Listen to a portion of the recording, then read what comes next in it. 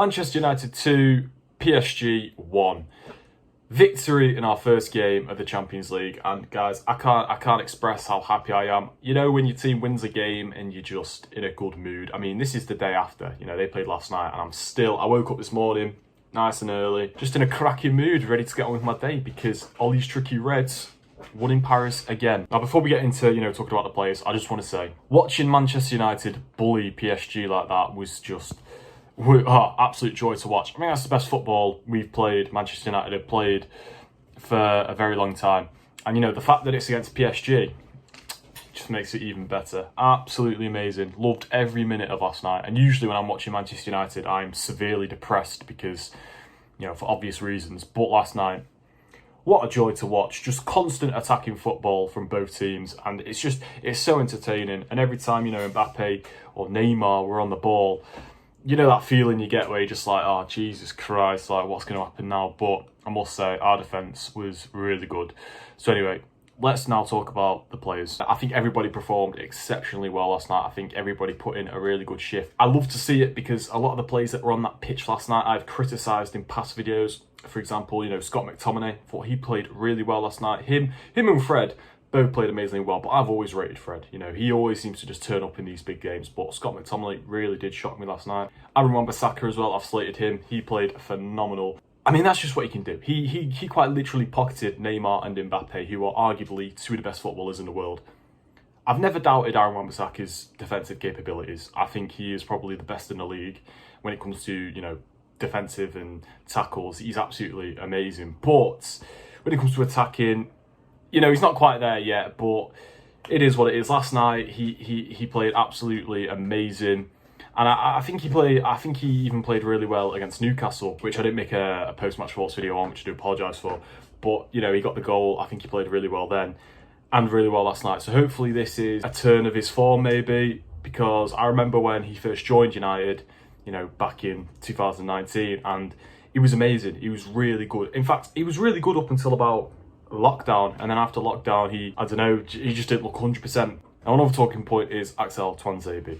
Simply put, amazing. I mean, his last game prior to last night was in 10 months ago against Colchester. So, to be thrown into the deep end against one of the top teams in Europe being PSG and do really, really well and bully Mbappe, pat on the back, deserves a pat on the back. I mean, simply amazing. If he can stay fit, he could be potentially one of our best centre-backs, and I'm being dead serious. He had a really good spell at Villa when he went there on loan. I mean, to be out that long and then come back and then put in a performance like that against one of the top teams in Europe being PSG, that on its own just deserves a pat on the back. I'm really looking forward to seeing more from him. I hope he starts on Chelsea with Maguire being injured. We're not sure if he'll be back for that. But even if he's available, dead serious, bench Maguire and put Tuanzebe in. And do you know why? Because you should reward good performances. You should reward good performances. And if you're putting in a performance like that against PSG, I'm sorry to say, but you deserve to start against Chelsea. And who knows what Ollie will do. I'm hoping he does play him, but for some reason I've got a feeling that if Maguire is available for selection, he won't. I really do want to see more of this guy. Really happy with him. Victor Lindelof, again, I think he played quite well. Didn't really put a foot wrong.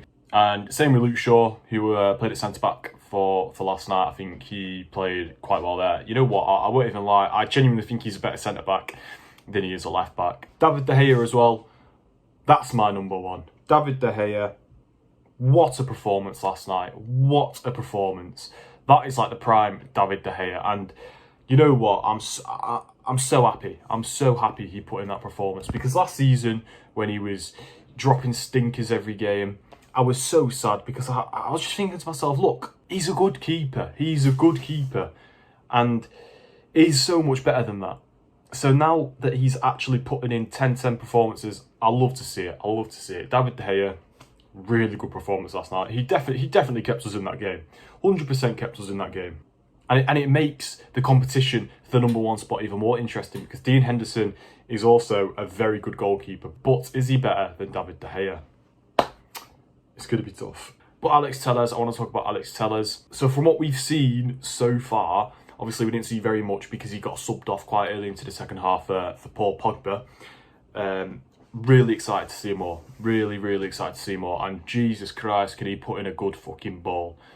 Mate, he can put in a cross. You know, some of those corners yesterday, we've not had someone who can put in a whip like that for a long time. So genuinely, it brings a tear to my eye. Jesus Christ, it's like when we signed Bruno. You know, I have that same excitement for Alex Telles. And yeah, we didn't see too much of him, but I am really looking forward to see more. I think he can bring a lot to the table. Already mentioned McTominay and Fred. Like I think everybody played really well. We played a different system, obviously. So we played a 5 at the back, which, you know, we don't always do. I think the last time we did 5 at the back was when we got beat by Chelsea in the FA Cup.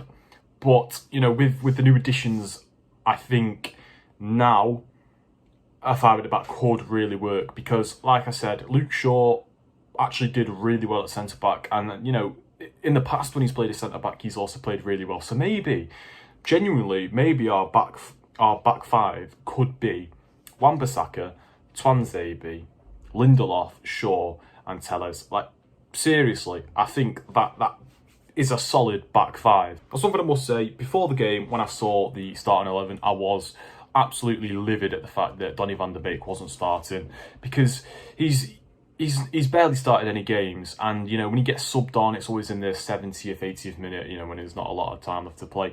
But I can't really fault Ollie for this starting 11. I think it did the job, obviously. And Fred, McTominay and Bruno in the midfield worked really well. I said it earlier, but Fred and McTominay, whenever they play together in the midfield, they always seem to do really well, especially in the big games. Because the reason I slack McTominay, when he plays in, you know, cup games or, you know, even in the Premier League, he just doesn't seem to play well, and there's better options, you know, on the bench.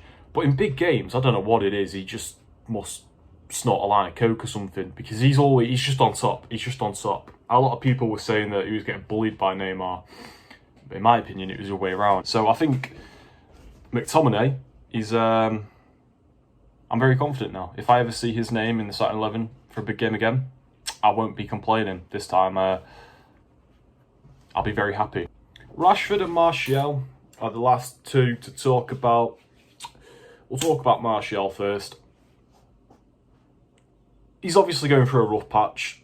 There's no denying that. I'm not going to say anything because form is temporary, class is permanent. I know Anthony Martial, he's a good player. He is a good player. And it's a shame for the own goal, because without that, it would have been a clean sheet.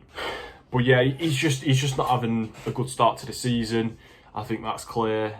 And with the addition of, you know, Cavani now, I think that competition might do him some good. Because look at David De Gea now. You know, he's like prime David De Gea now that Henderson's come back. So I think, you know, with Cavani coming into the squad, that could provide some competition for him. And, you know, even if he is playing bad, at least now we've got Cavani. So we've got options, because otherwise, really, who do we have other than Martial? You know, a Garlo. But he's about as useful as a cat flap on a submarine. So I'm just really happy with the Cavani addition now. Rashford as well. I don't think Rashford had the best of games last night. Obviously, he got the winner, which is great. And of course, it had to be him. But prior to that, he was very wasteful. Very, very wasteful. A lot of the times, you know, when he could have just had a shot and scored, probably he just didn't do that. And it's really annoying, because this is something he's always done. I always think Rashford has been quite wasteful.